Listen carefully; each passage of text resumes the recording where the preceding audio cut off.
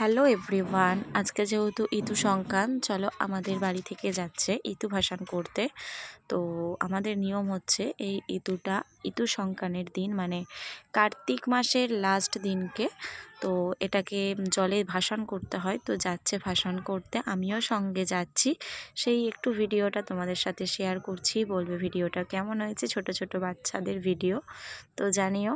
চলো, এরা ভাসান করতে যাচ্ছে, সাথে আমিও যাচ্ছি, একজন শাঁখও বাজাচ্ছে। তো সেটাই আমি একটু ভিডিও করে রেখেছিলাম, তোমাদের সাথে শেয়ার করছি। অবশ্যই জানাবে আমার ভিডিওটা কেমন হয়েছে। কাছাকাছি এসেই গেছি, পুকুরের কাছাকাছি। এবার ও নামবে, পুকুরে নেমে পড়েছে, এবার ওটাকে ভাসান করবে। দেখো, ওকে বলেছি এদিকে একটু ঘোর, তো ওই জন্য ও ঘুরে দেখছে আমার দিকে। তো সেই ভিডিওটাই আমি তোমাদের সাথে শেয়ার করছি।